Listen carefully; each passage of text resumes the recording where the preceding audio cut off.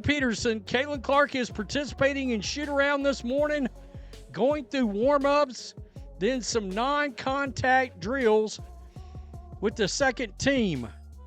She hasn't officially returned to practice, I'm told, but this is her first time working with the team since her injury. Caitlin Clark is stepping back onto the court, and the WNBA is buzzing. After weeks out with a groin injury, the Indiana Fever's star guard is finally back in practice. And the big question is simple. Does this change everything? Is her return coming too soon? Or is it exactly the jolt the Fever have been waiting for? One thing's certain, the league isn't ready for this comeback. Should Clark suit up this season, or wait until she's 100%? Caitlin Clark just stepped back on the floor after weeks sidelined with a groin injury, and the WNBA immediately lost its grip. Not because it was unexpected, but because everyone knows the truth. Right now, this league runs through her. Ticket sales, TV ratings, highlight reels, Clark's fingerprints are everywhere. And if she's back in the mix, even at less than full strength, the Indiana Fever's playoff hopes and the entire WNBA landscape shift overnight. That's why the panic button just got slammed.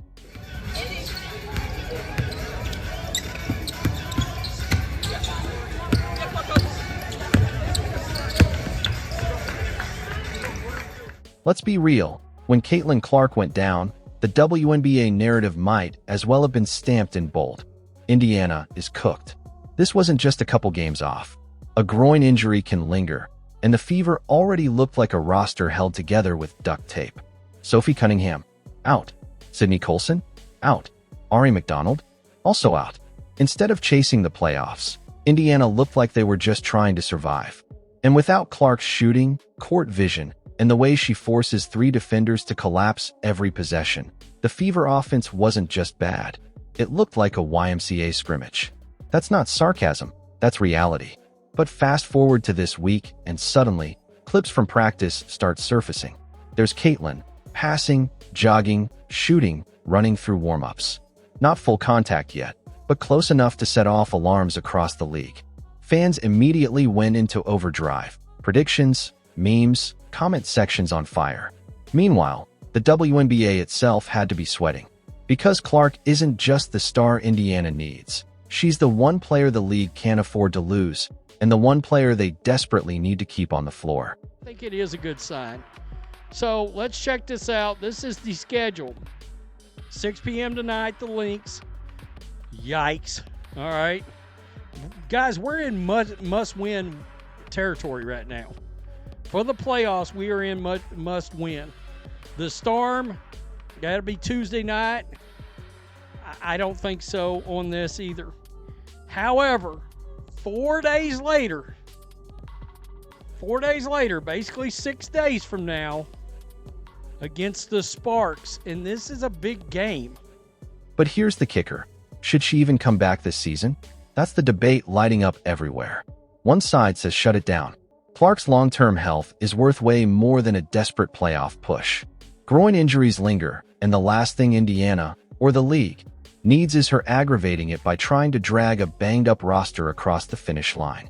Then there's the other side, Fever fans, and let's be honest, the WNBA's entire marketing department, practically begging for her return. To them, the season feels empty without her. They don't just want Clark back to keep Indiana relevant. They want her back to keep arenas packed and cameras glued to her every move. Subscribe now, because when Caitlin Clark moves, the whole league shakes, and you don't want to miss what happens next. It is. I mean, seeing her out there, little passing the ball around, doing some calisthenics, getting the juices flowing. I know a lot of you are like, why come back? Why come back? Well, look, if she's back and she can get in the flow and she does need to come back, I think with several games to go to get back and try to find her first rhythm for the year, really and truly, getting a good, then yeah, they become very dangerous with a big three. Here's the real panic. It's not just about Clark's health, it's the ripple effect. Imagine she suits up next week against the Sparks in a must-win game. Instantly, the Fever's playoff odds flip. And who does that impact? The Sparks. the Valkyries, teams in the exact same race. Sure, the league plays the "we're neutral" card, but behind the curtain, they're sweating. Because a Clark-led fever in the playoffs means higher ratings, bigger crowds, and way more drama. That's the reality. The WNBA needs Clark in the postseason. Period. Without her, it's just Liberty versus Aces again, and fans outside New York and Vegas are left wondering, why even tune in? Because the Sparks are right there with us in the playoff race, and they hold tiebreakers. By the way, so do the Valkyrie. All right, we do have one win. I believe it's one win over the Mercury. And then we've got a Sky team that we should beat, a Mystics team that we should beat, but you can't. I mean, who knows? I think they beat us in the last game. And then we close out the regular season with the Lynx. We're not making the playoffs without Caitlin Clark. There. Yeah, I said it. We're not making the playoffs without Caitlin. Let's be real. When Caitlin Clark went down, the story practically wrote itself in bold. Indiana is done. This wasn't just a few games off. It was a groin injury, and those don't vanish overnight. The Fever, already duct-taped together with Sophie Cunningham out, Sydney Colson out, and Ari McDonald sidelined, were stuck in survival mode, not playoff mode. Without Clark's shooting, vision, and gravitational pull, Indiana's offense wasn't just bad. It looked like a YMCA scrimmage. That's not shade. That's a fact. Fast forward to this week, and suddenly practice clips hit the internet. There's Clark, passing, jogging, getting shots up, running through warm-ups. Not in full contact yet, but close enough to send fans into meltdown mode. Comment sections flooded. Memes dropped. Predictions flew. And the league? Quietly sweating. Because this is the one player they can't afford to lose and the one player they need to sell their product. But here's the real debate. Should she even come back this season? One camp says sit her down. Protect the franchise. Protect the long term. Groin injuries linger, and risking re-injury for a fringe playoff push could be a disaster. The other camp, Fever fans and the WNBA marketing machine, is practically screaming for her return. To them, the season feels meaningless without her. Clark doesn't just make Indiana relevant. She keeps the league in the spotlight. And the panic isn't just about her health. It's about the ripple effect. Imagine Clark returns next week against the Sparks in a must-win. Instantly, Indiana's odds shift. The Sparks and Valkyries, both in the same race, are suddenly under fire. Sure, the league pretends to be neutral, but behind the curtain, they're praying she's back. A Clark-led fever in the postseason means bigger ratings, fuller arenas, more storylines. Without her, it's Liberty versus Aces on repeat, and everyone outside New York and Vegas stops caring. Indiana struggles without her exposed some ugly truths, too. Aaliyah Boston hasn't looked like the future MVP everyone promised. Without Clark feeding her, defenses smother her. Kelsey Mitchell has been grinding to carry the load, but even her best nights feel wasted with no spacing, no rhythm, no Clark to draw attention. Fever fans have been clinging to Kelsey as MVP just to feel alive. But Clark's presence doesn't just fix the Fever. It exposes opponents who got comfortable talking slick while she was out. Cheryl Reeve, Minnesota's coach who practically twitches at Clark's name, has to game plan for her again. Players throwing shade online. Suddenly, they might regret it. Because say what you want about her turnovers or rookie mistakes, when Clark's on the floor, Indiana is dangerous. And those easy nights against a Clarkless Fever? Gone. Oh, and let's not forget the refs. Yeah, those same officials roasted all season for letting Clark take hits like she's in a boxing match. You think they're excited about her return? Please.